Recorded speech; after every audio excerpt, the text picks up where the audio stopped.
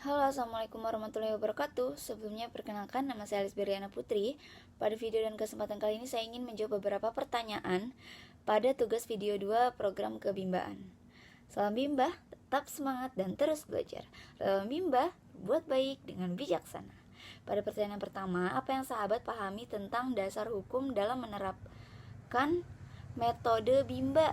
Jawabannya yaitu ketentuan atau landasan sebelum menerapkan metode bimba ini, teman-teman, dasar hukumnya ada dua, yaitu hak anak dan teori belajar dalam psikologi pendidikan. Kenapa nih hak anak menjadi dasar hukum dalam menerapkan metode bimba? Karena fitrah seorang anak adalah sebagai pembelajar, orang yang suka belajar. Kenapa anak disebut sebagai fitrahnya pembelajar? Karena kita tahu sendiri, dari sejak bayi anak sudah mulai belajar mengambil jempol misalnya.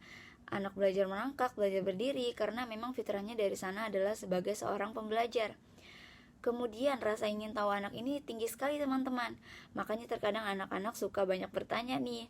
Nah, kemudian alasannya lagi yaitu hak anak ini tercantum dalam ayat kedua pada 7 nilai dasar bimba yang berisi bahwa setiap anak adalah anugerah terindah dari Tuhan yang Maha Kuasa yang diamanahkan kepada kita setiap orang dewasa. Karena anak ini adalah anugerah, makanya kita harus menjaga dengan sebaik-baiknya, yaitu dengan memenuhi haknya yaitu hak bermainnya dan hak pendidikan. Nah, di dalam bimba ini hak anak akan terpenuhi. Kemudian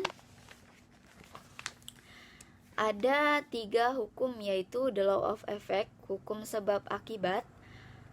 Sebabnya apa? Jika proses belajar itu menyenangkan, maka akibatnya akan terus berulang-ulang. Kemudian the law of exercise, hukum latihan. Berarti semakin sering dilatih, maka semakin diulang semakin mampu. Kemudian ada the law of readiness. Karena tadi diulang kemudian jadi mampu, ketika sudah mampu makanya prosesnya itu akan menjadi menyenangkan. Maka akan tumbuh minatnya nih, minat belajar secara intrinsik. Kemudian pada pertanyaan nomor kedua, apa yang dimaksud bermain sambil belajar, teman-teman? Jawabannya yaitu, jadi bermain sambil belajar adalah suatu aktivitas bermain sambil menyisipkan materi pembelajaran atau pengetahuan dalam pelaksanaannya. Contohnya adalah bimba AIWO ini. Kemudian pada nomor 3, jelaskan mengenai metode bimba. Jawabannya, nah yang pertama, tadi kita sudah tahu ya dasar hukum dalam menerapkan metode bimba, teman-teman. Jadi metode bimba ini terdiri dari 3 macam. Yang pertama yaitu fun learning, yang kedua small step system, dan yang ketiga individual system.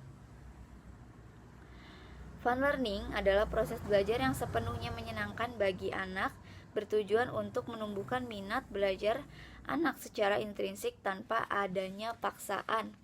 Kemudian small step system, proses belajar yang dilakukan secara bertahap sesuai kemauan dan kemampuan masing-masing anak. Individual system, proses belajar yang berpusat pada anak sebagai subjek belajar. Maksudnya anak dijadikan subjek belajar, anak diajak berperan aktif dalam proses belajar sambil bermainnya. Kemudian pada pertanyaan terakhir, nomor keempat, yaitu bagaimana hubungan antara fun learning dengan bahagia? Jawabannya, jadi fun learning bisa tercapai atau terwujud apabila seorang motivator merasakan kebahagiaan. Maksudnya gimana? Karena kan tadi fun learning adalah proses belajar yang sepenuhnya menyenangkan, teman-teman, bagi anak. Sedangkan bahagia adalah perasaan senang dan tentram atau terbebas dari segala hal yang menyusahkan. Untuk mewujudkan proses belajar yang fun learning, kita harus bahagia terlebih dahulu nih. Karena kalau kita tidak merasakan bahagia, gak mungkin kita akan menciptakan proses belajar yang menyenangkan bagi anak. Jadi antara motivator dan anak harus sama-sama bahagia. Berikut beberapa pertanyaan dan jawaban yang bisa saya sampaikan. Mohon maaf apabila ada kesalahan dalam berkata ataupun sikap. Terima kasih. Wassalamualaikum warahmatullahi wabarakatuh. Salam bimba, tetap semangat dan terus belajar. Salam bimba, berbuat baik dengan bijaksana.